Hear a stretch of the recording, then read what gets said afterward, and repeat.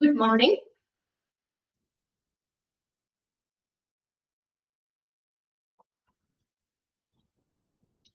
കേൾക്കാൻ പറ്റുന്നില്ലേ നിങ്ങൾക്ക്? ടൈപ്പ് ചെയ്യാനുള്ള ടാസ്കാണ്. ഓക്കെ, എല്ലാവരും ഇല്ലേ? നമ്മുടെ സ്ഥിരം പിള്ളേരൊക്കെ ഉണ്ടല്ലോ അല്ലെ? ഓക്കെ, ഇവരെയൊക്കെ കാണുന്നുണ്ട്. ലക്ഷ്മി, അപർണ, സുചിത. അപ്പോ നമ്മള് കഴിഞ്ഞ ക്ലാസ്സിൽ നമ്മൾ പുതിയ 8ാമത്തെ ചാപ്റ്ററിലെ പുതിയ സെക്ഷൻ ആണ് നാവിന്റെ ആണ് നമ്മൾ പറഞ്ഞു തുടങ്ങിയത്. ഇതിന്റെ ഫസ്റ്റ് ആ ഒരു എന്താ പറയാ ഇൻട്രൊഡക്ഷൻ ആണ് ശരിക്കും. ഇൻട്രൊഡക്ഷൻ ആ ഒരു ഇത് നോക്കി. ഇനി അടുത്തത് ഹിസ്റ്ററി ആണ്. ഇതുപോലെ ഹിസ്റ്ററി നമ്മുടെ നാവിനെ കുറിച്ചുള്ള കുറച്ച് കാര്യങ്ങളൊക്കെയാണ് പറഞ്ഞിട്ടുള്ളത് 1-2 പാരഗ്രാഫില്. അപ്പൊ അത് ഇതുപോലെ ഇമ്പോർട്ടന്റ് ആയിട്ടുള്ളത് അണ്ടർലൈൻ ചെയ്തിട്ട് ബാക്കിലേക്ക് നിങ്ങൾക്ക് മനസ്സിലാക്കി വെക്കുക കേട്ടോ. എന്തൊക്കെ കാര്യങ്ങളാണ് പറഞ്ഞിട്ടുള്ളത്. ഒരു സെന്റൻസ് വായിക്കുമ്പോൾ ഞാൻ അണ്ടർലൈൻ ചെയ്യാൻ പറയുന്നത് കൃത്യമായിട്ട് അണ്ടർലൈൻ ചെയ്യുക. നമ്മുടെ ഹിസ്റ്ററി നമുക്ക് സ്റ്റാർട്ട് ചെയ്യണ്ടേ?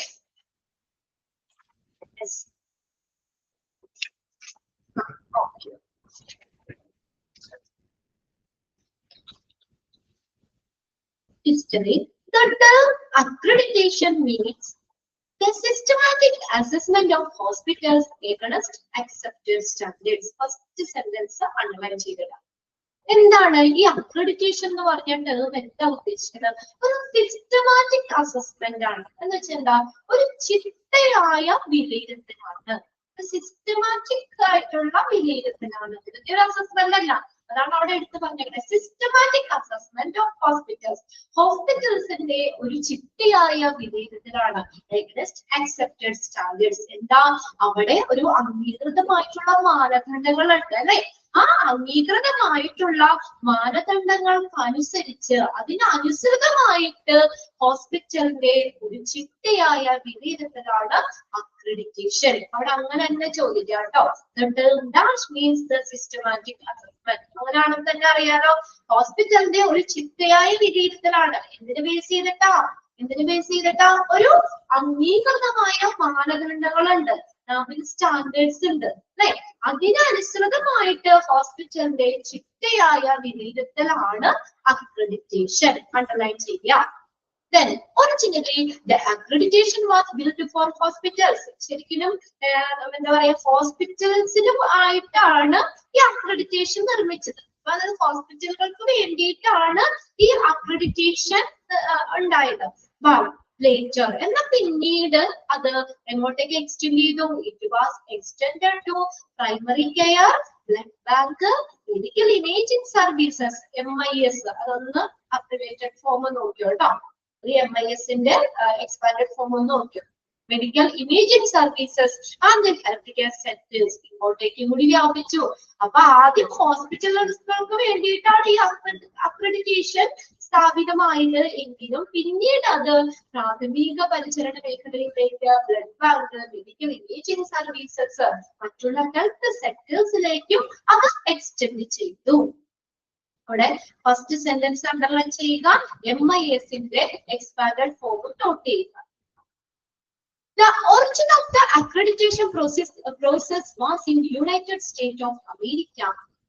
ഒറിജിൻ എവിടെയാണ്? ഈ അക്രഡിറ്റേഷൻ പ്രോസസ്സിന്റെ ഉത്ഭവം എവിടെയാണ്? US-ലാണ്, യുണൈറ്റഡ് സ്റ്റേറ്റ്സ് ഓഫ് അമേരിക്ക. അതൊന്ന് അണ്ടർലൈൻ ചെയ്തിട്ടുണ്ട്. US-ല്. In 1917, the American College of Surgeons developed a program of minimum standards for hospitals. അപ്പൊ 1917 അമേരിക്കൻ കോളേജ് ഓഫ് സർജൻ എന്ത് ചെയ്തു? ഒരു പ്രോഗ്രാം വികസിപ്പിച്ചു. എന്താണ് ആ പ്രോഗ്രാമിന്റെ എന്ത് programme? Minimum standards for hospitals എന്ന ഒരു programme American College of surgeon 1917 വികസിപ്പിച്ചു. എന്തിനു വേണ്ടി? To assess and identify suitable hospital for surgical training. Assess ചെയ്യാൻ, വിലയിരുത്താനായിട്ട്, ഐഡന്റിഫൈ ചെയ്യാൻ, തിരിച്ചറിയാനായിട്ട് സർജിക്കൽ ട്രെയിനിങ്ങിനായിട്ട് സർജിക്കൽ ട്രെയിനിങ്ങിന് വേണ്ടിയുള്ള ഹോസ്പിറ്റലുകൾ, അതിന് സ്യൂട്ടബിൾ ആയിട്ടുള്ള ഹോസ്പിറ്റലുകളെ ഐഡന്റിഫൈ ചെയ്യാനും അസസ് ചെയ്യാനും American College of surgeon minimum standards for hospital എന്ന ഒരു പ്രോഗ്രാം 1917 വികസിപ്പിച്ചു. ആ ഇയർ ഒന്ന് നോക്കിക്കോട്ടെ അവിടെ, 1917. ആ പ്രോഗ്രാം എന്താന്നുള്ളത് of minimum standards for hospital, അതും ഒന്ന് അണ്ടർലൈൻ ചെയ്തിട്ടോ. ഓക്കെ, ഇനി നോക്കിയേ, this develop into the multidisciplinary program of standardization. ഇത് എന്തിലേക്ക് കാരണമായി? this develop to multidisciplinary program, ഒന്നിലധികം സംവിധാനങ്ങൾ ഉള്ളതാണ് multidisciplinary program for standardization. സ്റ്റാൻഡർഡൈസേഷന്റെ ഒരു മൾട്ടി ഡിസിപ്ലിനറി പ്രോഗ്രാം ഇത് വികസിപ്പിച്ചെടുത്തു. And in 1951 led to the formation of independent joint commission on hospital accreditation known as joint commission accreditation of healthcare organization. ആ sentence underline ചെയ്തിടണം. അവിടെ എന്താ സംഭവിച്ചേ? 1951 എന്ത് ചെയ്തു?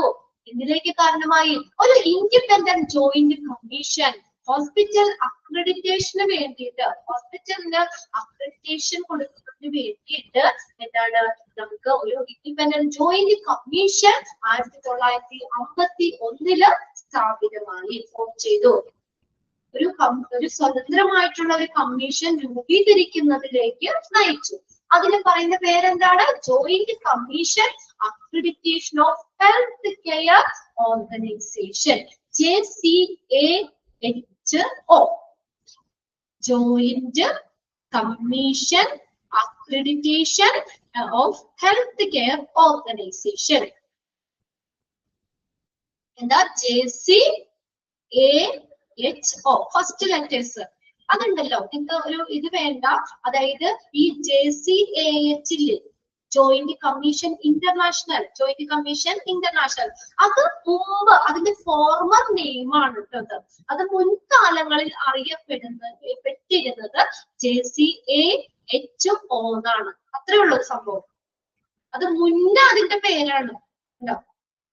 ഈ joint commission accreditation, joint commission international ഇല്ലേ, അതായത് നമ്മൾ JCAH ഷോർട്ട് ഫോം പറയായിരിക്കും എളുപ്പം.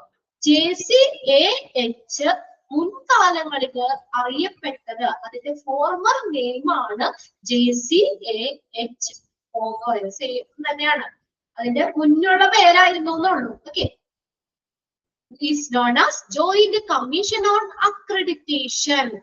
Joint Commission on Healthcare Organization, JCAHO.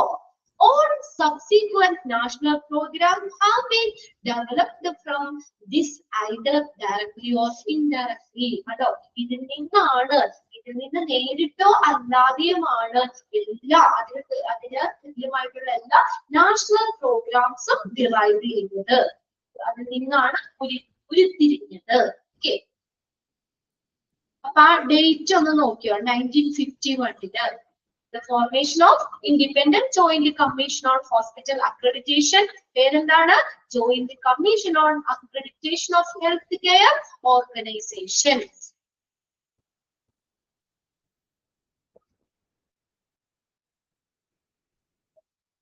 ഇനി അതായത് അതിന്റെ പഴയ പേരാണെന്ന് നമ്മൾ പറഞ്ഞു. ഇതൊന്ന് നോട്ട് ചെയ്തോ. JCAH അതിന്റെ മുൻകാലത്ത് പണ്ട് അത് അറിയപ്പെട്ടത് എങ്ങനെയാണ്? JCAHO എന്നാണ്, മുൻകാലത്തുള്ള പേരാണ്. ഇനി ഇതെന്ന് പറഞ്ഞാലേ ഈ JCI എന്നുള്ള ജോയിന്റ് കമ്മീഷൻ ഇന്റർനാഷണൽ ഇല്ലേ, ജോയിന്റ് കമ്മീഷൻ ഇന്റർനാഷണൽ JCI, അത് ഈ JCAHന്റെ ഡിവിഷനാട്ടോ, ഡിവിഷനാണ്. It's A division of JCAH. ഈ JCAHന്റെ ഒരു ഡിവിഷൻ ആണ് JCI, ജോയിന്റ് കമ്മീഷൻ ഇന്റർനാഷണൽ. അത് ഇന്റർനാഷണൽ ലെവലില്. അത് നിങ്ങൾ ഈ ഒരു ചാപ്റ്റർ ഇല്ലേ, അത് നമ്മളെ ഈ മിസ് അത് നിങ്ങൾക്ക് എടുക്കും. അതിന്റെ ഒരു ലാസ്റ്റ് ആയിട്ട് ആ ഒരു കമ്പാരിസൺ വന്നിട്ടുണ്ട് അവിടെ. JCI കൂടി പഠിച്ചു കഴിഞ്ഞിട്ട് അതിന്റെ ലാസ്റ്റ് നാബും JCIയും തമ്മിലുള്ള ഒരു കമ്പാരിസൺ ആയിട്ട് വരുന്നുണ്ട്. അവിടെ നമ്മൾ പഠിക്കും. നാബ് എന്ന് പറഞ്ഞാൽ എന്താ? നാഷണൽ ലെവലില് ഹോസ്പിറ്റലുകൾക്ക് അക്രഡിറ്റേഷൻ കൊടുക്കുന്നതാണ് നാബ്. അപ്പൊ ഏരിയയിൽ തന്നെ അറിയാം, national accreditation board for hospitals and health care providers എന്നാണ് നാബ്. നാഷണൽ ലെവലില് JCIയോ എങ്ങനെയാ? ഇന്റർനാഷണൽ ലെവലില് ഹോസ്പിറ്റലുകൾക്ക് അക്രഡിറ്റേഷൻ കൊടുക്കുന്നതാണ് JCI. മനസ്സിലായോ? മിസ് പറഞ്ഞിട്ടുണ്ടാവുമായിരിക്കും ചിലപ്പോ എടുത്തപ്പോ. JCI എന്ന് പറയുന്നത് ഇന്റർനാഷണൽ ലെവലില് ഹോസ്പിറ്റലുകൾക്ക് അക്രഡിറ്റേഷൻ കൊടുക്കുന്നതാണ് JCI. യുണൈറ്റഡ് സ്റ്റേറ്റ്സിനൊക്കെ പുറത്തുള്ള, അതായത് ഇന്റർനാഷണൽ ലെവലിൽ. നാബ് നാഷണൽ ലെവലിലുമാണ്. ഓക്കെ, അത്രേ ഉള്ളൂ.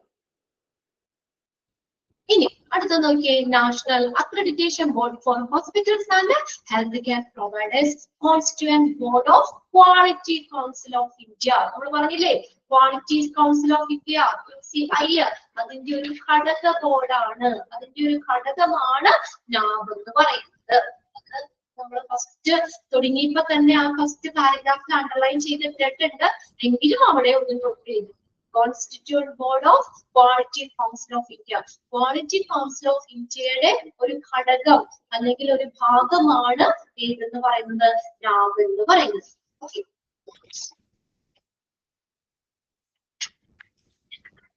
ഇനി അടുത്ത പാരഗ്രാഫ് നോക്കി. അപ്പൊ അതിനകത്ത് ലാസ്റ്റ് സെന്റൻസും കൂടി ഒന്ന് അണ്ടർലൈൻ ചെയ്തിട്ടുണ്ട്. അത് പറഞ്ഞല്ലേ, അപ്പൊ അത്രയും കാര്യങ്ങൾ അതിൽ അണ്ടർലൈൻ ചെയ്താൽ മതി. ഒന്നാമത്തെ സെന്റൻസ് അണ്ടർലൈൻ ചെയ്യണം. പിന്നെ ദ ഒറിജിൻ ഓഫ് അക്രഡിറ്റേഷൻ എന്നുള്ളതില്ലേ, അത് അണ്ടർലൈൻ ചെയ്തിടാം.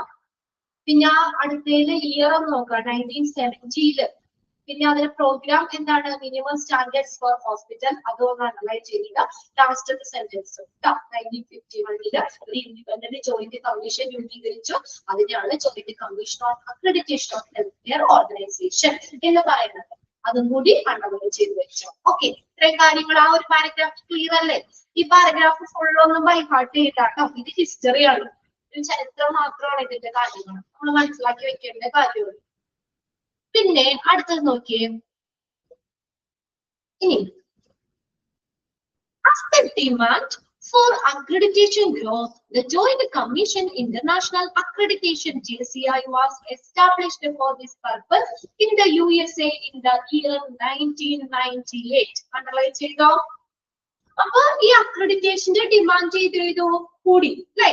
അക്രഡിറ്റേഷന്റെ ഡിമാൻഡ് കൂടിയപ്പോൾ എന്താണ് 1998 USA JCI സ്ഥാപിക്കപ്പെട്ടു. അണ്ടർലൈൻ ചെയ്തിട്ടോ? The JCI accreditation standards are based on consent standards developed by the healthcare professionals from many countries. ഇനി JCIയുടെ ജോയിന്റ് കമ്മീഷൻ ഇന്റർനാഷണൽ അതിന്റെ അക്രഡിറ്റേഷൻ സ്റ്റാൻഡേർഡ്സ് ഇല്ലേ, അത് അക്രഡിറ്റേഷൻ കൊടുക്കാനുള്ള അതിന്റെ മാനദണ്ഡങ്ങള് അതെങ്ങനെ ഡെവലപ്പ് ചെയ്ത് ധാരാളം രാജ്യങ്ങളിലുള്ള പല ഹെൽത്ത് കെയർ പ്രൊഫഷണൽസ് അവര് ഡെവലപ്പ് ചെയ്തതാണ് ഇതിനുള്ള ആ JCIയുടെ അക്രഡിറ്റേഷൻ കൊടുക്കാനുള്ള മാനദണ്ഡങ്ങള്. അതായത് അത്രയും ഇതായിട്ടാണ് അത് ഡിസൈൻ ചെയ്തേക്കണേ എന്നുള്ളത്. അത് എന്തൊക്കെ കാര്യങ്ങൾ, എന്തൊക്കെയാണ് ആ സ്റ്റാൻഡേർഡ്സ്, എന്തൊക്കെ മാനദണ്ഡങ്ങൾ വേണം, അല്ലെങ്കിൽ എന്തൊക്കെയാണെന്ന് പല രാജ്യങ്ങളിലുള്ള ഹെൽത്ത് കെയർ പ്രൊഫഷണൽസ് വികസിപ്പിച്ചെടുത്തതാണ്. An international body known as International Society for Quality in Healthcare ISQUA. അത് പറഞ്ഞത് നമ്മുടെ ISQUA, International Society for Quality in Healthcare. അതൊരു അപെക്സ് ബോഡിയാന്ന് പറഞ്ഞില്ലേ? അക്രഡിറ്റേഷൻ കൊടുക്കുന്നല്ലേ? അക്രഡിറ്റേഷൻ ബോഡികൾക്ക് അപ്രൂവൽ കൊടുക്കുന്നതാണ് ISQA എന്ന് പറയുന്നത്. ഇങ്ങനെ JCIക്കും നാബും അങ്ങനെയുള്ള അക്രഡിറ്റേഷൻ ബോഡികൾക്ക് അംഗീകാരം കൊടുക്കുന്നതാണ്, അപ്രൂവൽ കൊടുക്കുന്നതാണ് ISQUA. ഒരു ഇന്റർനാഷണൽ ബോഡി അവിടെ സ്ഥാപിച്ചു. ISQA was established as umbrella, എല്ലാത്തിന്റെയും കുടപിടിക്കുന്ന, അതെല്ലാം നമ്മൾ അപെക്സ് ബോഡി എന്ന് പറഞ്ഞത്. Umbrella organization to provide approval for other accreditation bodies. Underline ചെയ്തേ. അപ്പോ ഒരു മറ്റ് ഇതിനൊക്കെ വേണ്ടിയിട്ട് അക്രഡിറ്റേഷന് അപ്രൂവൽ കൊടുക്കാനായിട്ട് ISQUA സ്ഥാപിതമായി. അതാണ് എല്ലാത്തിനെയും കെട്ടുപോലെ ഒരു അംബർല ഉണ്ടാവും, ഒരു കുട പിടിച്ച് എല്ലാത്തിനെയും നിർത്തിയേക്കുന്നത് ഒരു അപ്പെക്സ് ബോഡിയാണ്, ഒരു ഉച്ച സ്ഥാനമാണ് ഏത് ISQA. അതൊന്ന് അണ്ടർലൈൻ ചെയ്ത് വെച്ചോട്ടോ ISQA കാര്യം. അക്രഡിറ്റേഷൻ ബോഡികൾക്ക് അപ്രൂവൽ കൊടുക്കണം കേട്ടോ. ഇനി നോക്കിയേ, in 1999 they launched a program called Agenda. 1999 അവരൊരു പ്രോഗ്രാം ലോഞ്ച് ചെയ്തു. ഏതാണ്? അജണ്ട. ഇതൊന്ന് അണ്ടർലൈൻ ചെയ്തേ. For leadership in programming healthcare accreditation, which provides services to various national accreditation bodies to provide and administer standards of healthcare according to international standards. 1999 health care അക്രഡിറ്റേഷന്റെ പ്രോഗ്രാമുകൾക്ക് നേതൃത്വത്തിനായി agenda എന്ന പേരിൽ ഒരു പ്രോഗ്രാം അവര് സ്ഥാപിച്ചു. അത്രയും നോക്കാം. അജണ്ട നോക്കാം, AGENDA. അത് പല ദേശീയ അക്രഡിറ്റേഷൻ ബോഡികൾക്ക് ഒരു അന്താരാഷ്ട്ര മാനദണ്ഡങ്ങൾക്ക് അനുസൃതമായിട്ട് ആരോഗ്യ സംരക്ഷണത്തിന്റെ ഒരു മാനദണ്ഡങ്ങൾ നൽകാനും അതിനെ നിയന്ത്രിക്കാനും അത് റിസർവ് ചെയ്യാനും സേവനങ്ങൾ ചെയ്യുന്നത്. Body to provide administer standards of healthcare according to international standards. അന്താരാഷ്ട്ര മാനദണ്ഡങ്ങൾക്ക് അനുസൃതമായിട്ട് according to ഒരു ഇന്റർനാഷണൽ സ്റ്റാൻഡേർഡ്സിന് അനുസൃതമായിട്ട് ആരോഗ്യ സംരക്ഷണത്തിന്റെ മാനദണ്ഡങ്ങൾക്ക് അനുസൃതമായി മാനദണ്ഡങ്ങൾ അവർക്ക് നൽകാനും അതിനെ നിയന്ത്രിക്കാനും ഉള്ള സേവനങ്ങൾ നൽകും. പ്രോഗ്രാമിന്റെ പേരൊന്ന് നോക്കിയിരിക്കുക കേട്ടോ. 1999 പ്രോഗ്രാം അജണ്ട.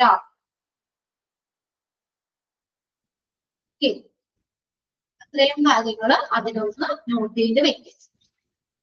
അപ്പൊ ഏതൊക്കെയാണ് നമ്മൾ പറഞ്ഞത് എസ്റ്റാബ്ലിഷ് ചെയ്ത് എന്നാന്നുള്ളത് നോക്കാം കേട്ടോ. JCA എസ്റ്റാബ്ലിഷ്ഡ് 1998 എന്നുള്ളത് നോക്കാം. പിന്നെ അവിടെ ISQUA നോക്കാം. പിന്നെ 1999 ഒരു പ്രോഗ്രാം അജണ്ട എന്ന് പറഞ്ഞ പ്രോഗ്രാം ലോഞ്ച് ചെയ്തതാണ്. ഇതിനു വേണ്ടിയിട്ടാ ഹെൽത്ത് കെയർ അക്രഡിറ്റേഷൻ പ്രോഗ്രാമുകളുടെ ലീഡർഷിപ്പ് ആയിട്ട് അജണ്ട എന്ന പേരില് ഒരു പ്രോഗ്രാം ലോഞ്ച് ചെയ്തു. ഇനി അടുത്ത നോക്കിയേ, in India the നാബ് system was established in 2006. Underline ചെയ്തേ, ഇന്ത്യയിലെ ഈ നാബ് സിസ്റ്റം എന്നാണ് സ്ഥാപിച്ചത്? 2006 As a constituent board of Quality Council of India. Quality Council of India ഒരു അംഗം, ഒരു ഭാഗം, ഒരു ഘടക ബോർഡാണ്. To establish and operate an accreditation program for healthcare organization. Healthcare organization accreditation program അത് സ്ഥാപിക്കുന്നതിനും പ്രവർത്തിക്കുന്നതിനുമായിട്ട് ക്വാളിറ്റി കൗൺസിൽ ഓഫ് ഇന്ത്യയുടെ ഒരു ഘടക ബോർഡായിട്ട് 2006 നാബ് സിസ്റ്റം സ്ഥാപിച്ചു. അണ്ടർലൈൻ ചെയ്തോട്ടെ ആ sentence. In India the നാബ് system was established in dash എന്നാണ് 2006. ഇതിന്റെ ഘടക ബോർഡാ ക്വാളിറ്റി കൗൺസിൽ ഓഫ് ഇന്ത്യയുടെ. അത് എന്തിനു വേണ്ടിയിട്ടാണ്? ഇതിനു വേണ്ടി to establish and operate accreditation program for healthcare organization. Healthcare organization ഒരു accreditation പ്രോഗ്രാമുകൾ സ്ഥാപിക്കുന്നതിനും പ്രവർത്തിക്കുന്നതിനുമായിട്ട് എന്താണ് ഒരു ക്വാളിറ്റി കൗൺസിൽ ഓഫ് ഇന്ത്യയുടെ ഒരു ഘടക ബോർഡായിട്ട് നാബ് 2006 സ്ഥാപിച്ചു. ഇനി the purpose of NAB was design and monitor healthcare standards for hospital and healthcare providers in accordance with the international standards. നാബിന്റെ ആ ഒരു പർപ്പസ് ഉദ്ദേശം എന്താ? അന്താരാഷ്ട്ര മാനദണ്ഡങ്ങൾക്ക് അനുസൃതമായി ഇന്റർനാഷണൽ സ്റ്റാൻഡേർഡ് അന്താരാഷ്ട്ര മാനദണ്ഡങ്ങൾക്ക് അനുസൃതമായിട്ട് എന്താണ് ഹോസ്പിറ്റലുകൾക്കും ഹെൽത്ത് കെയർ പ്രൊവൈഡേഴ്സിനും ആരോഗ്യ സംരക്ഷണം രൂപകൽപ്പന ചെയ്യുക എന്നുള്ളതിന് വേണ്ടിയിട്ടാണ് design and monitor health care standards for hospitals and health care providers. Underline ചെയ്തിട്ട് അതാണ് നാബിന്റെ ഒരു പർപ്പസ് എന്ന് പറയുന്നത്. ഹെൽത്ത് കെയർ പ്രൊവൈഡേഴ്സ് വരെ അണ്ടർലൈൻ ചെയ്തത്. Design and monitor healthcare standards for hospitals and healthcare providers. Hospitals healthcare providers ഈ healthcare standards monitor ചെയ്യുന്നതിനും design ചെയ്യുന്നതിനും വേണ്ടി അതാണ് നാബിന്റെ ഒരു ഉദ്ദേശം എന്ന് പറയുന്നത്. The first edition of standards was released in 2006 and revised in 3 years. Underline ചെയ്തിട്ട് ഫസ്റ്റ് എഡിഷൻ 2006 അതെപ്പോ റിവൈസ് ചെയ്യും? ഓരോ 3 വർഷം കൂടുമ്പോഴും നാബ് അതിന്റെ സ്റ്റാൻഡേർഡ്സ് റിവൈസ് ചെയ്യും. എന്തെങ്കിലും ഒരു കൺഫ്യൂഷൻ തോന്നിയോ? ഓരോ 3 വർഷം കൂടുമ്പോഴും നാബ് അതിന്റെ സ്റ്റാൻഡേർഡ്സ് റിവൈസ് ചെയ്യും. പക്ഷേ ഹോസ്പിറ്റലില് അത് പ്രാബല്യത്തിൽ വരുന്നത് 4ാമത്തെ വർഷമാണ്. മനസ്സിലായോ? ഒന്ന് ശ്രദ്ധിച്ച പോയിന്റ്. 2006 ഫസ്റ്റ് എഡിഷൻ സ്റ്റാൻഡേർഡ്സ് വന്നത്. 2006 അത് ഓരോ 3 വർഷം കൂടുമ്പോഴും റിവൈസ് ചെയ്യും. അതായത് നാബ് അതിന്റെ മാനദണ്ഡങ്ങള് 3 വർഷം കൂടുമ്പോൾ റിവൈസ് ചെയ്യും. പക്ഷേ ഹോസ്പിറ്റലിൽ അത് ഇംപ്ലിമെന്റ് ചെയ്യുന്നത്, നടപ്പിലാകുന്നത്, പ്രാബല്യത്തിൽ വരുന്നത് 4ാമത്തെ വർഷമാണ്. ആദ്യ മിസ് അവിടെ പറഞ്ഞില്ലേ? പറഞ്ഞോ? ക്ലിയർ ചെയ്ത് തന്നില്ലേ? പറയേണ്ടതാണ്. എവരി 4 years അതാണ് പറയുന്നത്. ഇവിടെ വരുമ്പോ കൺഫ്യൂഷൻ തോന്നരുത്.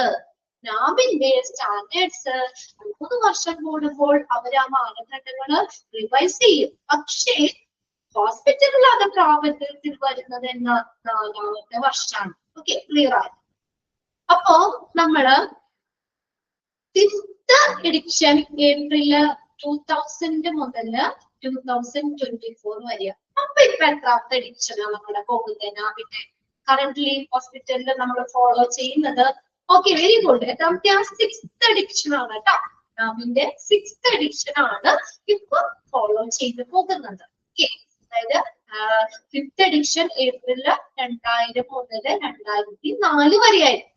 2026. അപ്പൊ അത് നമ്മൾ ഇനി അത് കൂട്ടുമ്പോൾ 24 20 മുടങ്ങി 24 മതി. 24 മുതൽ അടുത്ത 4 വർഷം 28. അപ്പൊ അങ്ങനെ അതിനനുസരിച്ചാണ് അങ്ങനെ വരുന്നത് കേട്ടോ. അപ്പൊ നമ്മളിപ്പോ ഫോളോ ചെയ്യുന്നത് എത്രാമത്തെ എഡിഷൻ ആണ് പറഞ്ഞേക്കണേ? ഫോളോ ചെയ്യുന്നത് 6th എഡിഷൻ. 2024 വരെ 5th എഡിഷൻ ഉണ്ടാകുള്ളൂ. ഇപ്പൊ നമ്മള് 6th എഡിഷൻ ആണ്. ഓക്കെ, ക്ലിയർ ആയോ? നോക്കി അത്രയും കുഞ്ഞു കാര്യം. Revised every 3 years. അപ്പൊ ഓരോ 3 വർഷം കൂടുമ്പോഴും നാബ് അതിന്റെ സ്റ്റാൻഡേർഡ്സ് റിവൈസ് ചെയ്യും. പക്ഷെ അത് ഹോസ്പിറ്റലില് പ്രാബല്യത്തിൽ വരുന്നത് എന്താണ്? 4ാമത്തെ വർഷമാണ്.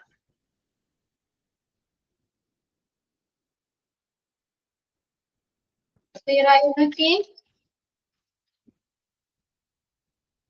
ക്ലിയർ മനസ്സിലാക്കി വെക്കാം കേട്ടോ. ഇനിയിപ്പോ 2024 മുതൽ 28 വരെ. ഇപ്പൊ 2026 അല്ലേ? 2026 അപ്പൊ നമ്മള് ഫോളോ ചെയ്യും. ഇപ്പൊ നിലവിൽ ഫോളോ ചെയ്യുന്നത് 6th എഡിഷൻ. ഇനി നോക്കിയേ, NAB is an institutional member of the accreditation council of the ISQUA. Underline ചെയ്ത sentence.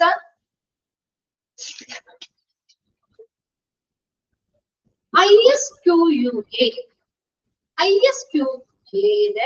ഒരു അക്രഡിറ്റേഷൻ കൗൺസിലിലെ ഒരു സ്ഥാപന അംഗമാണ് നാബ് എന്ന് പറയുന്നത്. NAB is an institutional member of Accreditation Council of ISQA.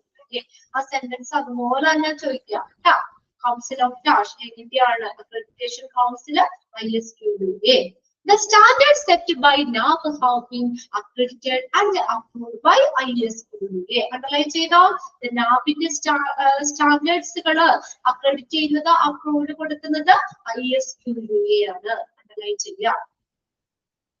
ഇതിനർത്ഥം this means that എന്താ അതിന് ഉദ്ദേശിക്കുന്നത് എന്താ? NABന്റെ സ്റ്റാൻഡേർഡ്സുകൾ അക്രഡിറ്റേഷൻ കൊടുക്കുന്നത് അപ്രൂവൽ കൊടുക്കുന്നത് ISQA ആണ്. This means that എന്താ ഉദ്ദേശിക്കുന്നത്? NAB standards are in alignment with the global benchmark set by ISQA. ഈ മാനദണ്ഡങ്ങള് എന്താണ്? ISQA സജ്ജമാക്കിയിട്ടുള്ള ആഗോള മാനദണ്ഡങ്ങളുമായി പൊരുത്തപ്പെടുന്നു. അല്ലെ? അവര് പറഞ്ഞ കാര്യങ്ങൾ NAB ചെയ്യുന്നത് കൊണ്ടാണ് അങ്ങനെ അവർക്ക് അപ്രൂവൽ കൊടുത്തത്. അതാണ് ഇത് ഉദ്ദേശിക്കുന്നത്. ISQA സജ്ജമാക്കിയ മാനദണ്ഡങ്ങള് അതെന്ത് ചെയ്യുന്നു? അതുമായിട്ട് NABന്റെ സ്റ്റാൻഡേർഡ്സ് പൊരുത്തപ്പെടുന്നു. അതാണല്ലോ അപ്രൂവൽ കൊടുക്കുന്നത് എന്നാണ് അതാണ് പറഞ്ഞത്. Yes, international recognition can be achieved through accreditation of hospitals by NAB. International standards നമുക്ക് NABന്റെ അക്രഡിറ്റേഷനോടെ നമുക്ക് സ്വീകരിക്കാൻ പറ്റും. ഹോസ്പിറ്റലിന്റെ അങ്ങനെ NAB ഹോസ്പിറ്റൽസിന്റെ അക്രഡിറ്റേഷനിലൂടെ നമുക്ക് അന്താരാഷ്ട്ര അംഗീകാരം നമുക്ക് നേടാൻ പറ്റും. ഇനി അടുത്തത് സ്റ്റാൻഡേർഡ്സ് ആണ്. ഇത് നിങ്ങൾ പഠിച്ച കാര്യങ്ങൾ തന്നെയാണ്. നമ്മള് ഇതിലാണ് എക്സയില് നമ്മൾ പഠിച്ച കാര്യങ്ങളൊക്കെ തന്നെയാണ് ഇതിനകത്ത് വരുന്നത്. അതിനകത്ത് അതൊന്ന് ആദ്യം പറയാം, അണ്ടർലൈൻ ചെയ്യാനായിട്ട്.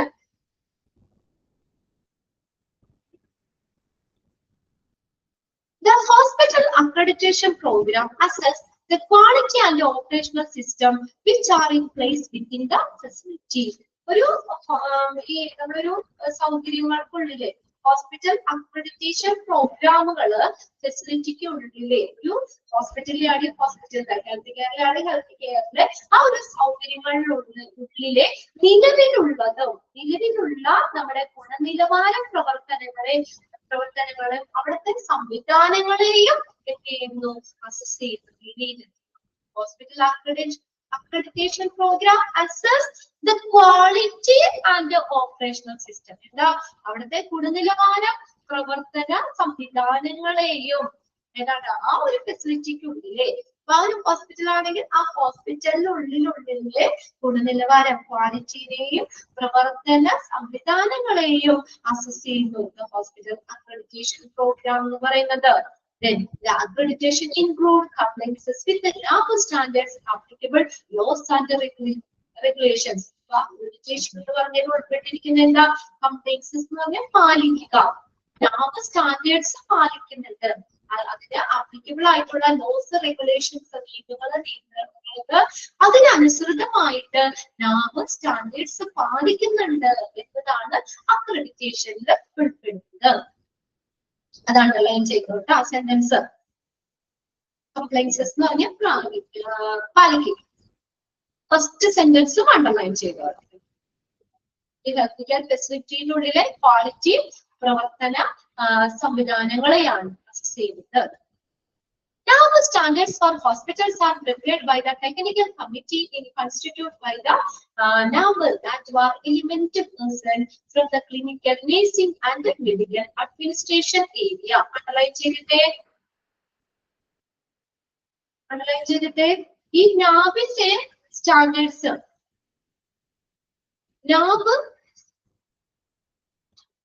NAB standards for hospitals are prepared by. ആരാണ് ഈ സ്റ്റാൻഡേർഡ്സ് പ്രിപ്പയർ ചെയ്യുന്നത്? ആരാണത് അത് തയ്യാറാക്കുന്നത്? ആരാണ് NABന്റെ standards? The technical committee constituted by the NAB that of eminent person. Eminent എന്ന് പറഞ്ഞാൽ പ്രമുഖരായ വ്യക്തികൾ. From എവിടെ നിന്നുള്ള clinical, nursing, medical administration area. Areas, medical administration area എന്നിവിടങ്ങളിൽ നിന്നുള്ള പ്രമുഖരായ വ്യക്തികളാണ് ഈ സ്റ്റാൻഡേർഡ്സ് പ്രിപ്പയർ ചെയ്യുന്നത്. NABന്റെ സ്റ്റാൻഡേർഡ്സ് പ്രിപ്പയർ ചെയ്യുന്നത്. ഹോസ്പിറ്റൽസ് ആർ പ്രിപ്പയർഡ് ചോദിക്കാറുണ്ട് കേട്ടോ എക്സാമിന്. അതൊക്കെയാണ് ടെക്നിക്കൽ കമ്മിറ്റിയാണ്. constituted by the number that are living in there. അവര് ആരൊക്കെ ഉണ്ടാകും ടെക്നിക്കൽ കമ്മിറ്റിയിൽ ആരൊക്കെയാ ഈ clinical nursing medical administration areas medical administration areas എന്നിവിടങ്ങളിൽ നിന്നുള്ള പ്രമുഖരായ വ്യക്തികൾ ഉൾപ്പെടുന്ന ടെക്നിക്കൽ കമ്മിറ്റിയാണ് അത് പ്രിപ്പയർ ചെയ്യുന്നത്. അണ്ടർലൈൻ ചെയ്തോട്ടോ.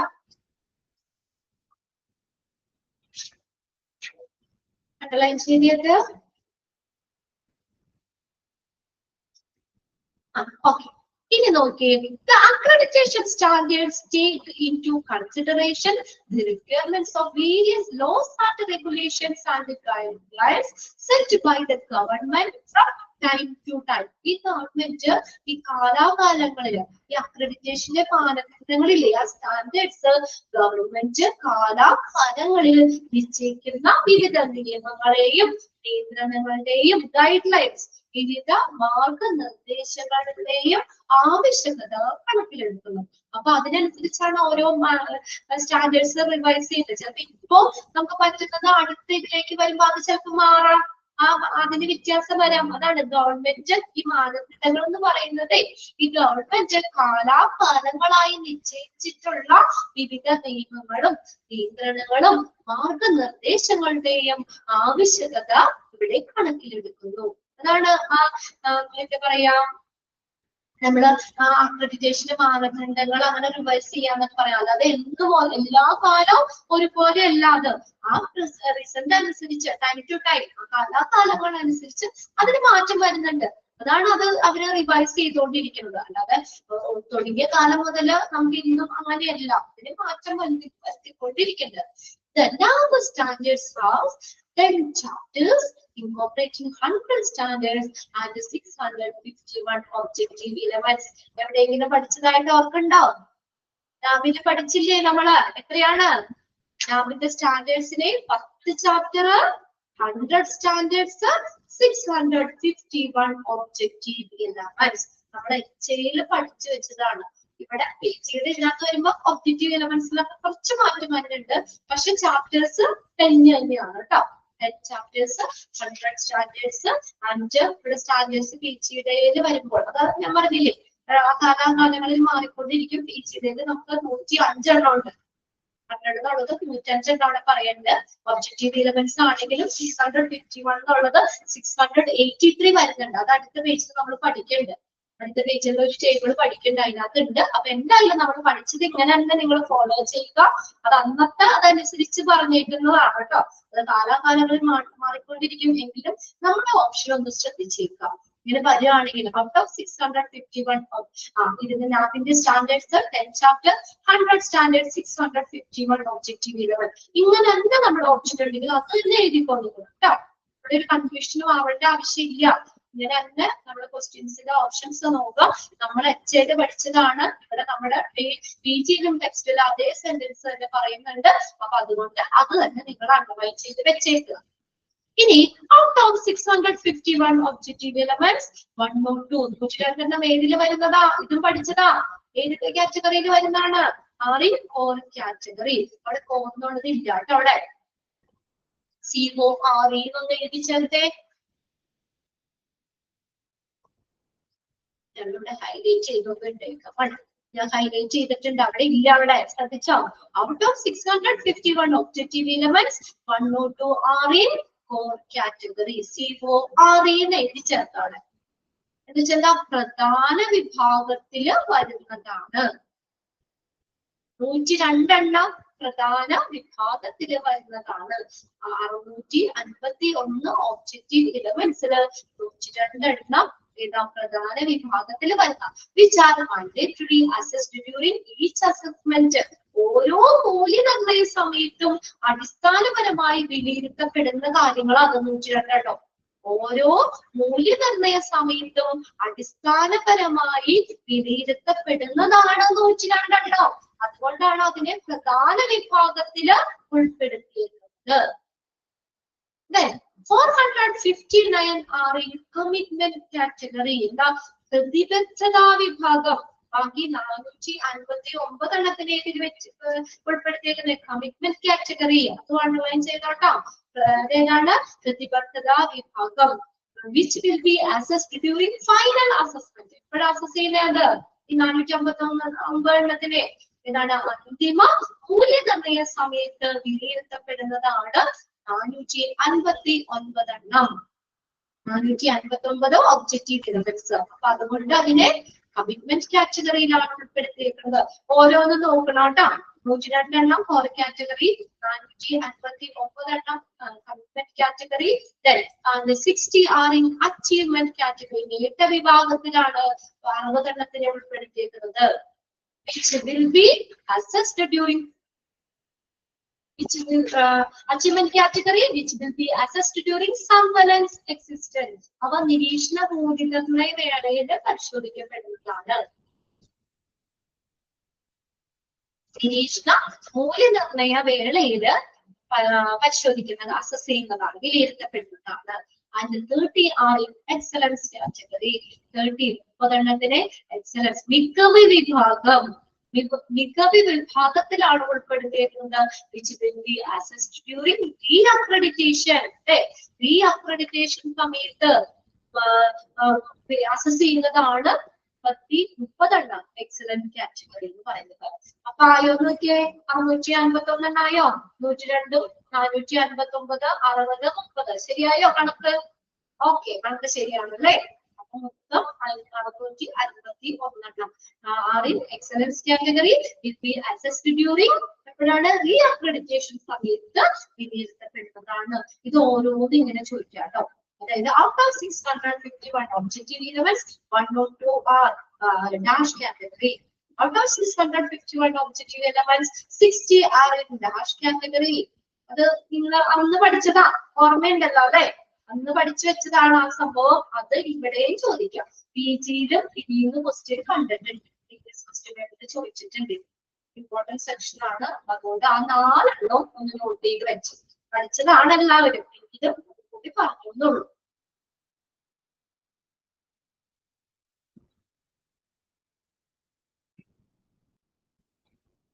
Okay. ഇനി നെക്സ്റ്റ് നോക്കിയേ. The number standards, fourth edition standards are document 10 chapters which are 10 ചാപ്റ്ററുകളാണ്. ഇതും പഠിച്ചതല്ലേ നിങ്ങള്? പഠിച്ചതാണോ അല്ലെ? 10 എണ്ണം നമ്മൾ പേഷ്യന്റ് സെന്റേർഡ് എന്നൊക്കെ പറയാം, ഓർഗനൈസേഷൻ സെന്റേർഡ് എന്നൊക്കെ പറഞ്ഞ് നമ്മൾ 10 എണ്ണം പഠിച്ചു വെച്ചതാ. ഓക്കെ, അസസ് ഒന്നാമത്തെ ആണ് കേട്ടോ. Assessment and continuity of care, AAC. അപ്പൊ നിങ്ങൾ അവിടെ ആ പേഷ്യന്റ് സെന്റേർഡ് സ്റ്റാൻഡേർഡ്സ് ആദ്യത്തെ 5 എണ്ണം പേഷ്യന്റ് സെന്റേർഡ് സ്റ്റാൻഡേർഡ്സ് ആണ്. അത് അത്രയൊന്നും ഇങ്ങനെ ഒരു ബ്രാക്കറ്റ് പോലെ ഇട്ടിട്ട് സൈഡിൽ വേണമെങ്കിൽ എഴുതി വെച്ചോ, നിങ്ങൾക്ക് അറിയാം എങ്കിലും ഞാൻ പറഞ്ഞതാണ്. ആദ്യത്തെ 5 എണ്ണത്തെ പേഷ്യന്റ് സെന്റേർഡ്, രോഗിയെ കേന്ദ്രീകരിച്ചിട്ടുള്ള മാനദണ്ഡങ്ങളാണ്. രോഗിയെ കേന്ദ്രീകരിച്ചിട്ടുള്ള മാനദണ്ഡങ്ങളാണ് ആദ്യത്തെ 5 എണ്ണം. അടുത്ത 5 എണ്ണം 6 മുതൽ 10 വരെ ഓർഗനൈസേഷൻ സെന്റേർഡ് സ്റ്റാൻഡേർഡ്സ് ആണ്. ഓർഗനൈസേഷനെ കേന്ദ്രീകരിച്ചിട്ടുള്ള മാനദണ്ഡങ്ങൾ. അപ്പൊ അതിനകത്ത് നിങ്ങൾക്ക് ചോദിക്കാം, പേഷ്യന്റ് സെന്റേർഡ്സിൽ വരുന്നത് ഏത്, ഓർഗനൈസേഷൻ സെന്ററിൽ വരുന്നത് ഏത്, പിന്നെ അവിടെ ചോദിക്കുന്നത് എക്സ്പാൻഡഡ് ഫോം ചോദിക്കും. ആ ഒരു സെക്ഷനിൽ നിന്ന് അത്രയും ക്വസ്റ്റ്യൻ നമ്മൾ പ്രതീക്ഷിക്കണം. എക്സ്പാൻഡഡ് ഫോംസ് ചോദിക്കാം, പേഷ്യന്റ് സെന്റേർഡിൽ വരുന്നതാണോ ഓർഗനൈസേഷൻ സെന്റേർഡിൽ വരുന്നതാണോ എന്ന് ചോദിക്കാം. ക്വസ്റ്റ്യൻസ് നിങ്ങൾ ക്ലിയർ ആക്കി പോകണം കേട്ടോ. ഒരു ഐഡിയ വേണം ഏതൊക്കെ രീതിയിൽ ക്വസ്റ്റ്യൻ ചോദിക്കാം. ഈ സെക്ഷനൊക്കെ ഇമ്പോർട്ടന്റ് ആണ്. ഇതൊക്കെ നമ്മൾ മിക്കവാറും ക്വസ്റ്റ്യൻ പേപ്പേഴ്സിലൊക്കെ നമ്മൾ പല പ്രീവിയസ് ക്വസ്റ്റ്യൻ പേപ്പേഴ്സ് ഒക്കെ എടുത്ത് നമ്മൾ നോക്കുമ്പോൾ മിക്കവാറും ഈ സെക്ഷനിൽ നിന്നും ഒറ്റ ക്വസ്റ്റ്യൻ പോലും അങ്ങനെ വിട്ട് കളഞ്ഞിട്ടില്ല. ചോദിക്കാറുണ്ട് ഏതെങ്കിലും എക്സ്പാൻഡഡ് ഫോം. അപ്പൊ ആദ്യത്തെ 5 എണ്ണം നോക്കാം കേട്ടോ നമുക്ക്. AAC എന്ന് പറഞ്ഞാൽ assessment and continuity of care. COP, care of patients. PA എന്നുള്ളത് ക്യാപിറ്റൽ ലെറ്റർ അവിടെ കിടക്കണം, അതിന്റെ ആവശ്യമില്ല. PATIET, patients monitor. Management of medication, management of medication. PRE, patient rights and education, പേഷ്യൻസിന്റെ അവകാശങ്ങളും വിദ്യാഭ്യാസവും ഒക്കെ. അടുത്ത ഹോസ്പിറ്റൽ ഇൻഫെക്ഷൻ ആണ് HIC.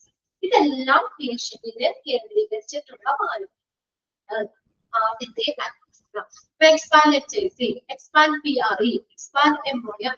നിങ്ങളുടെ ചില ക്വസ്റ്റ്യൻസിൽ എക്സ്പാൻഡഡ് ഫോം ഉണ്ടായിരുന്നില്ലേ എക്സാമിന്? ഉണ്ടാകുന്നു. ഉണ്ട്. അത് നമുക്ക് ഇവിടെ വിട്ട് കളയാൻ പറ്റില്ല. അന്ന് ചോദിച്ചതാന്ന് കരുതി PGയിൽ ചോദിക്കാതെ ഇരിക്കില്ല. അപ്പൊ ഇതുകൂടി നോക്കി വെക്കും. ഇനി അടുത്ത നോക്കിയേ, patient safety and quality improvement PSQ, responsibility of management ROM, facility management and safety FMS, അടുത്ത നോക്കിയേ ഹ്യൂമൻ റിസോഴ്സ് മാനേജ്മെന്റ് HRM, അടുത്തത് ഇൻഫർമേഷൻ മാനേജ്മെന്റ് സിസ്റ്റം IMS. അത് ഞാനൊരു കാര്യം പറഞ്ഞു തന്നായിരുന്നു. എന്റെ ക്ലാസ്സിലിരുന്ന കുട്ടികള് ഓർക്കുന്നുണ്ടോ എന്ന് അറിയില്ല. അത് ഇൻക്ലൂഡ് ചെയ്യണതാണോ അല്ലയോ എന്നൊക്കെ ചോദിച്ചു കഴിഞ്ഞാൽ എളുപ്പം മാനേജ്മെന്റ് എന്നൊക്കെ വല്ല സംഭവം കണ്ടാ അതല്ല ഇതിൽ വരിക. ഓർഗനൈസേഷനെ കേന്ദ്രീകരിച്ചിട്ടുള്ള കാര്യം, നമ്മുടെ ഒരു ഹോസ്പിറ്റലുമായി ബന്ധപ്പെട്ട് വരുന്നതാണ് മാനേജ്മെന്റ് കൈകാര്യം.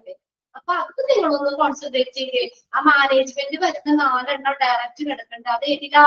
ഓർഗനൈസേഷൻ സെന്റേർഡ് വരുന്നതാണ്. ഇനി മാറിപ്പോവല്ലോ. പിന്നെ അവിടെ ഒരെണ്ണം വന്നേക്കുന്നത്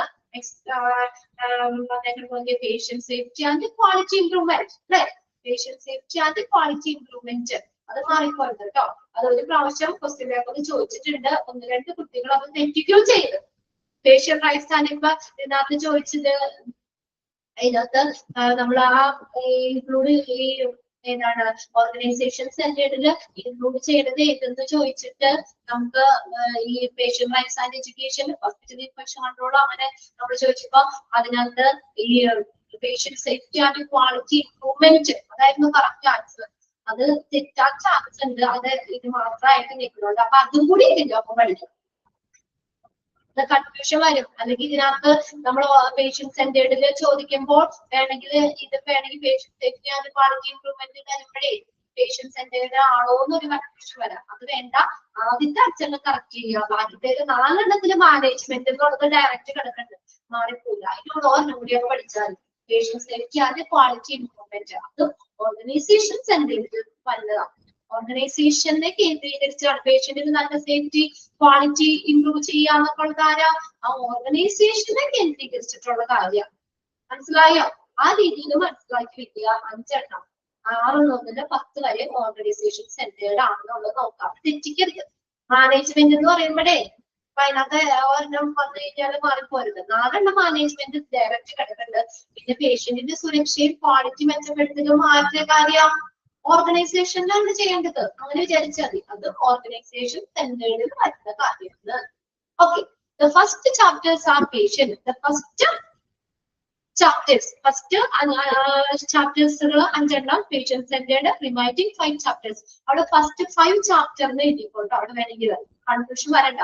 First 5 chapters are patient centered and the remaining 5 chapters are organization centered. ആദ്യത്തെ 5 chapter പേഷ്യന്റിനെ കേന്ദ്രീകരിച്ചിട്ടുള്ളതും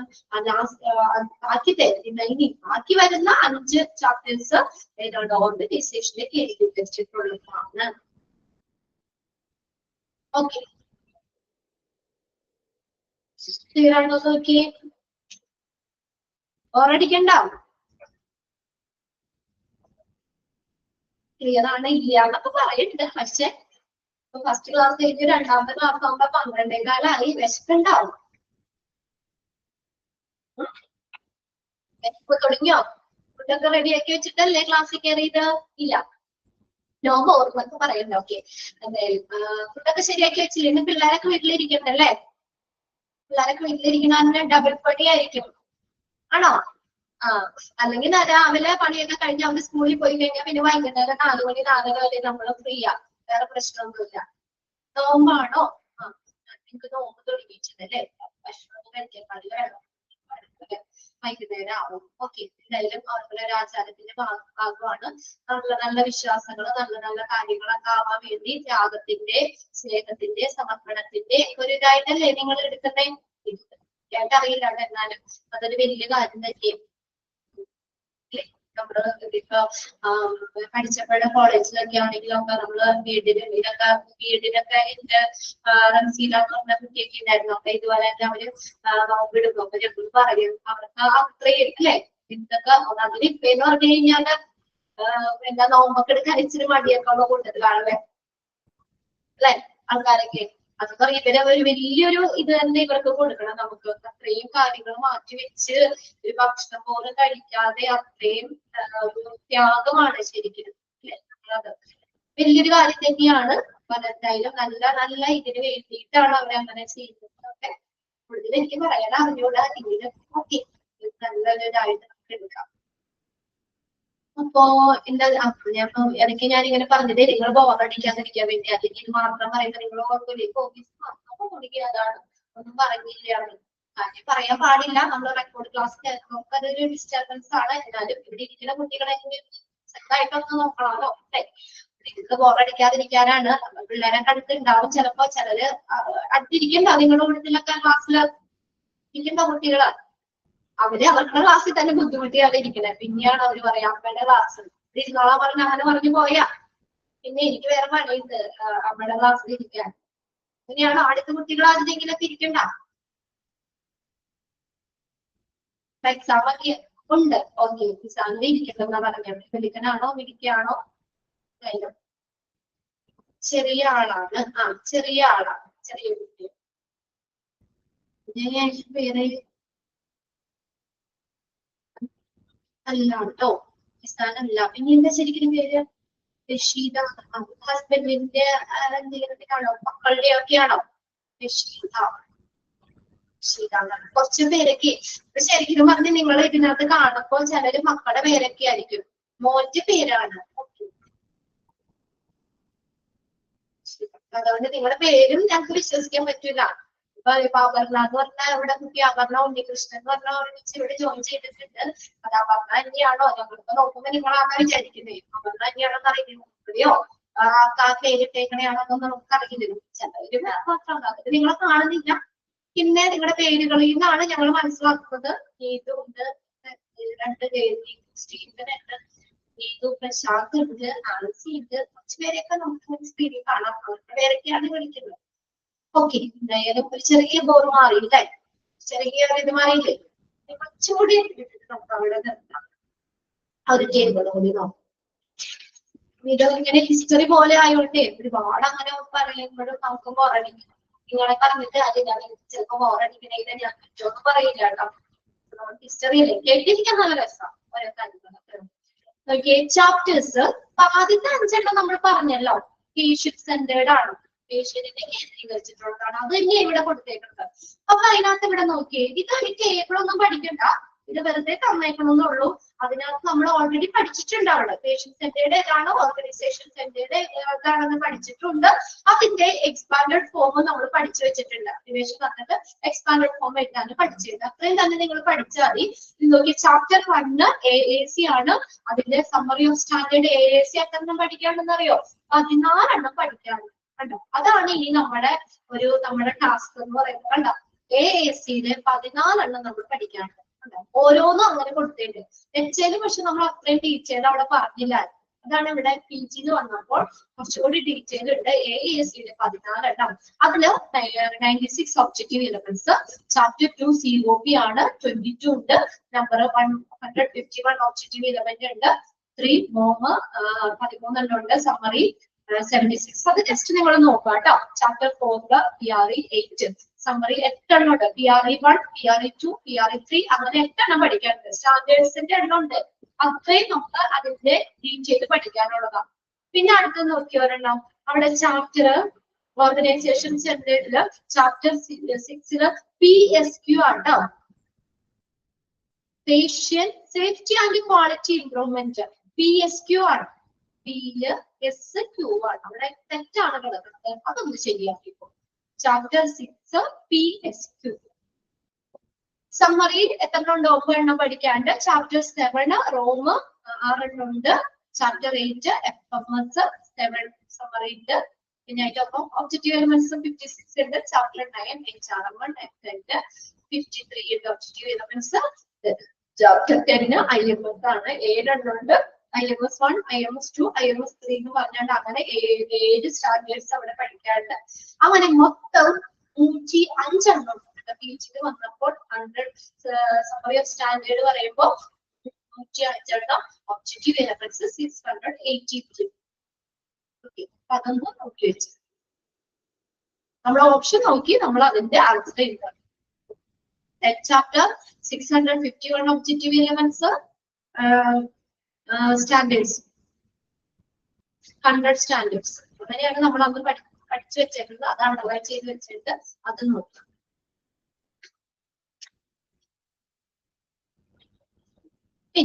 ഇനി എന്താണ് ഈ സ്റ്റാൻഡേർഡ്? അപ്പൊ അതൊന്ന് നമ്മൾ തിരുത്തിയിട്ടുണ്ട് കേട്ടോ. PSQ ആക്കിയിട്ടുണ്ട്. PSQ ആണ്. PSQ. ഇനി എന്താണ് ഈ സ്റ്റാൻഡേർഡ്സ് എന്ന് പറയുന്നത്? A standard is A statement of expectation that explains the structure and the process that must be substantially in place in an organization to enhance the quality of care. ആ sentence അതുപോലെ underline ചെയ്തിട്ട് definition by heart പഠിക്കേണ്ട. Dash is A statement അങ്ങനെ ചോദിക്കുമ്പോൾ standard ആണ്. അത് മാത്രം പഠിച്ചാൽ മതി. സ്റ്റാൻഡേർഡ് എന്നുള്ളത് പഠിച്ചു വെക്കുക. ആ ഒരു സെന്റൻസ് വരുമ്പോൾ അവിടെ എന്താണെന്നുള്ളത് നോക്കിയാൽ മതി. എന്തായാലും നമുക്ക് മീനിങ് ഒന്ന് നോക്കാം. എന്താണ് സ്റ്റാൻഡേർഡ് എന്ന് പറയുന്നത്? നമ്മുടെ ക്വാളിറ്റി ഓഫ് കെയർ, നമ്മുടെ നമ്മൾ കൊടുക്കുന്ന കെയർ, അതിന്റെ ഗുണമേന്മ അത് മെച്ചപ്പെടുത്തുന്നതിന് വേണ്ടിയിട്ട്, എൻഹാൻസ് ചെയ്യാന്ന് വെച്ചാൽ മെച്ചപ്പെടുത്തുക. പരിചരണത്തിന്റെ ഗുണമേന്മ മെച്ചപ്പെടുത്തുന്നതിന് വേണ്ടിയിട്ട് ഒരു ഓർഗനൈസേഷനില് ഗണ്യമായി ഉണ്ടായിരിക്കേണ്ട ഘടന, സ്ട്രക്ചർ, അതിന്റെ പ്രോസസ്, ഇതൊക്കെ എക്സ്പ്ലെയിൻ ചെയ്യുന്ന പ്രസ്താവനയാണ് സ്റ്റാൻഡേർഡ് എന്ന് പറയുന്നത്. ഇതിനു വേണ്ടിയാണ് ഒരു നമ്മൾ കൊടുക്കുന്ന പരിചരണം, ക്വാളിറ്റി ഓഫ് കെയർ, കൊടുക്കുന്ന കെയർ, അതിന്റെ ക്വാളിറ്റി മെച്ചപ്പെടുത്താൻ വേണ്ടിയിട്ട് ഒരു ഓർഗനൈസേഷൻ, ഒരു സ്ഥാപനത്തിന് ഉണ്ടായിരിക്കേണ്ട സ്ട്രക്ചർ, അതിന്റെ ഘടന, അതിന്റെ പ്രോസസ്, ഇതെല്ലാം വിശദീകരിക്കുന്ന ഒരു സ്റ്റേറ്റ്മെന്റ് ആണ് സ്റ്റാൻഡേർഡ് എന്ന് പറയുന്നത്. താഴെ നോക്കി, ആൻ ഒബ്ജക്റ്റീവ് എലമെന്റ്. ഈ ഒബ്ജക്റ്റീവ് എലമെന്റ് എന്ന് പറഞ്ഞാൽ എന്താ? Component of standard. സ്റ്റാൻഡേർഡിന്റെ ഒരു ഭാഗമാണത്. കമ്പോണന്റ് ഓഫ് സ്റ്റാൻഡേർഡ്, ആ സ്റ്റാൻഡേർഡിന്റെ ഒരു ഭാഗമാണ്. അതും underline ചെയ്തോട്ടോ. Is that a component of the standard which can be measured objectively on a rating scale? ഒരു റേറ്റിംഗ് സ്കെയില് വസ്തുനിഷ്ഠമായി, ഒബ്ജക്റ്റീവ്ലി വസ്തുനിഷ്ഠമായി അളക്കാൻ കഴിയുന്ന ഒരു സ്റ്റാൻഡേർഡിന്റെ ഘടകമാണ് മെഷറബിൾ ഇലമെന്റ്സ് എന്ന് പറയുന്നത്. അതായത് ഈ മെഷറബിൾ ഇലമെന്റ്സ് അവരവിടെ പാലിക്കുന്നുണ്ടോ? ആ 651 ഒബ്ജക്റ്റീവ് എലമെന്റ്സ് അല്ലെങ്കിൽ ആ മെഷറബിൾ, അതിന് മെഷർ ചെയ്യാനുള്ള, ആ സ്റ്റാൻഡേർഡിന് മെഷർ ചെയ്യാനുള്ളതാണ് ഒബ്ജക്റ്റീവ് എലമെന്റ്സ് എന്ന് പറയുന്നത്. സ്റ്റാൻഡേർഡിനെ മെഷർ ചെയ്യാനുള്ളതാണ് ഒബ്ജക്റ്റീവ് എലമെന്റ്സ് എന്ന് പറയുന്നത്. അപ്പൊ മെഷറബിൾ എലമെന്റ്സ് പാലിക്കണ്ടോ? അവർ പറഞ്ഞേക്കുന്ന ആ മെഷറബിൾ എലമെന്റ്സ് പാലിക്കുന്നുണ്ടോ എന്നതിന്റെ അടിസ്ഥാനത്തിലാണ് എന്ത് ചെയ്യുന്നത്? സ്റ്റാൻഡേർഡുകൾ പാലിക്കുന്നുണ്ടോ എന്ന് അളക്കുന്നത്.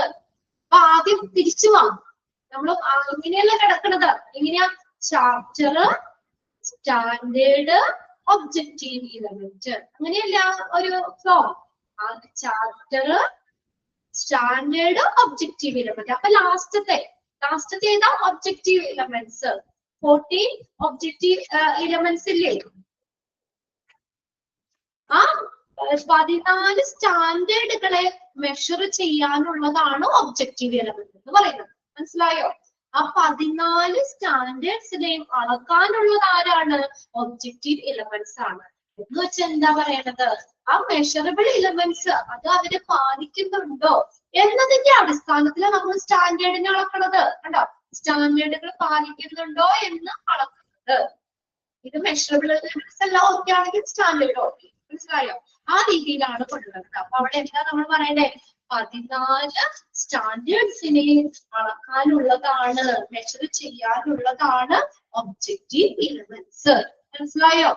14 സ്റ്റാൻഡേർഡ്സിനെയും അളക്കാനുള്ളതാണ് ഈ ഒബ്ജക്റ്റീവ് എലമെന്റ്സ്. അതൊന്ന് നോട്ട് ചെയ്ത് വെച്ചാൽ വേണമെങ്കിൽ. നമ്മുടെ 14 സ്റ്റാൻഡേർഡ്സ് ഉണ്ട്. അതിനെ അളക്കാനുള്ള ആരാ അവിടെ ഇരിക്കണേ? അളക്കണ ആരാ? ഒബ്ജക്റ്റീവ് എലമെന്റ്സ് ആണ്. 14 സ്റ്റാൻഡേർഡ്സിനെയും അളക്കാനുള്ളതാണ് ഒബ്ജക്റ്റീവ് എലമെന്റ്സ്. അതായത് ആ മെഷറബിൾ എലമെന്റ്സ്, ഒബ്ജക്റ്റീവ് എലമെന്റ്സ്, അത് മെഷറബിൾ എലമെന്റ്സ് പാലിക്കുന്നുണ്ടോ എന്നതിന്റെ അടിസ്ഥാനത്തിലാണ് നമ്മൾ ആ സ്റ്റാൻഡേർഡ് പാലിക്കുന്നുണ്ടോ എന്ന് അളക്കുന്നത്. അത്രേ ഉള്ളൂ കാര്യം. ആ 2 സെന്റൻസും അണ്ടർലൈൻ ചെയ്തിടാ. ആ സെന്റൻസ് അതുപോലെ ബൈഹാർട്ട് ചെയ്യേണ്ട. ആ ഡാഷ് ചോദിക്കുമ്പോൾ എന്താണ്? Dash is component. The component of standards which can be measured objectively on a rating scale is called a dash. എന്താ നമ്മൾ എഴുതും ഒബ്ജക്റ്റീവ് എലമെന്റ്സ് മനസ്സിലായോ ആ രീതിയിൽ ഒന്ന് പഠിച്ചു വെച്ചാൽ മതി. The acceptable complexes with the measurable elements will determine the overall complexity in the standard. അതാണ് നമ്മൾ പറയുന്നത് ആ സ്വീകാര്യമായിട്ടുള്ള മെഷറബിൾ എലമെന്റ്സ് പാലിക്കുന്നുണ്ടോ അതാണ് നിർണ്ണയിക്കുന്നത് എന്താ സ്റ്റാൻഡേർഡ്സ് പാലിക്കുന്നുണ്ടോ എന്നുള്ളത്. അതിനകത്ത് വീണ്ടും ആ പറഞ്ഞിരിക്കുന്നത് തന്നെയാണ് AAC, ASSC, SF assessment and continuity care, COP, care of patient, management of medication, PRE, patient rights and education, HICF, hospital infection control, P2I. അവിടെ കണ്ടിന്യൂസ് ക്വാളിറ്റി ഇംപ്രൂവ്മെന്റ് എന്നാണ്. പക്ഷെ നമ്മളവിടെ നമുക്ക് ഇവിടെ പഠിക്കാനുള്ളത് PSQ തന്നെയാണ് കേട്ടോ. അപ്പൊ നിങ്ങൾ അതാകുമ്പോൾ പഠിച്ചാൽ മതി. ഇവിടെ PSQ ആണ്, PSQ1, PSQ2, PSQ3 അങ്ങനെയാണ് നമ്മളവിടെ പഠിക്കാൻ തന്നേക്കണം. അങ്ങനെ ഓർമ്മ. അപ്പൊ അത് അവിടെ നമ്മൾ ആ ഡീറ്റെയിൽ വരൂലേ. എട്ടാമത്തെ ആയിരുന്നു, 6ാമത്തെ ആയില്ലേ, 2, 4, ഓക്കെ കണ്ട 6ാമത്തെ PSQ തന്നെയാണ് നമുക്ക് പഠിക്കാൻ തന്നേക്കണം കേട്ടോ. Patient and quality improvement, patient safety and quality improvement, patient safety and quality improvement. അത് 7 എണ്ണം. Patient safety and quality improvement. PSQ അതാണ് നമ്മൾ പഠിച്ചേക്കുന്നത്. അപ്പൊ അതവിടെ അങ്ങനെ തന്നെ നോക്കിയാൽ മതി. ആ പറഞ്ഞേക്കുന്നത് വീണ്ടും ഒന്നുകൂടി അവിടെ തന്നേക്കണമെന്നേ ഉള്ളൂ. നമ്മൾ ഓൾറെഡി ആദ്യത്തെ ഇതിനകത്ത് പഠിച്ചു വെച്ചതാണ്. പിന്നെ അടുത്ത PRE, patient rights and education, HICF, hospital infection control, ROM, responsibility of management, FMS, facility management and safety, HRM, resource management, IFS, information management system. അങ്ങനെയാണ് ഇവിടെ തന്നേക്കുന്നത്. അപ്പൊ അത് പിന്നെ നമുക്കിത് ഓരോന്നും ഇനി അടുത്ത ക്ലാസ് മുതൽ നമ്മൾ ആ ഓരോന്നും പഠിക്കുകയാണ്. AACയുടെ എല്ലാവരും എല്ലാ സമ്മറി ഓഫ് സ്റ്റാൻഡേർഡ് 14 എണ്ണവും നമ്മൾ പഠിക്കുകയാണ്. ഈ ടേബിളില് ഈ ടേബിളില് AAC 14 സമ്മറി ഓഫ് സ്റ്റാൻഡേർഡ് എത്രയുണ്ട്? AACയില് 14 ഉണ്ട്. ആ 14 എണ്ണവും ഡീറ്റെയിൽ ആയിട്ട് പഠിക്കണം. പക്ഷെ നിങ്ങൾ പേടിക്കണ്ട, അതിന് കുറച്ച് മാത്രം ഞാൻ ടിക്ക് ചെയ്തല്ല, അത് മാത്രം നിങ്ങൾ നോക്കിയാൽ മതി കേട്ടോ. തന്നിട്ട് അത് ഏതിൽ വന്നതാണ്? AAC 1 തന്നെയാണോ, AAC 2 തന്നെയാണോ, AAC 3 തന്നെയാണോ, അങ്ങനെ ചോദിക്കാം. അത് ഞാൻ അടുത്ത ക്ലാസ്സിൽ നമുക്ക് നോക്കാം. ഇത്രയും കാര്യങ്ങൾ മാത്രം ഒന്ന് നോക്കി വെച്ചത്. ഓക്കെ, എന്നാ ക്ലാസ് വൈൻഡപ്പ് ചെയ്യാണ്. Thank you. നല്ല തൊണ്ടവേദന എടുക്കുന്നത് നമ്മൾ വീക്കിലി ആ ലാസ്റ്റ് ഇതാകുമ്പോഴത്തേക്ക് ആഴ്ചയുടെ ലാസ്റ്റ് ആകുമ്പോഴത്തേക്കും തൊണ്ടയ്ക്ക് വലിയ സൗണ്ട് ഉണ്ടാവില്ല, തൊണ്ടവേദനയോ. അതിന്റെ മൺഡേ ഒക്കെ നല്ല പ്രശ്നം, കുഴപ്പമില്ല. കാരണം നമുക്ക് ഒഴിവല്ലേ, അപ്പൊ അതുകൊണ്ട് നമുക്ക് വോയിസ് റെസ്റ്റ് ആണല്ലോ. ബാക്കി നമുക്ക് അടുത്ത ക്ലാസ്സിൽ നോക്കാം കേട്ടോ.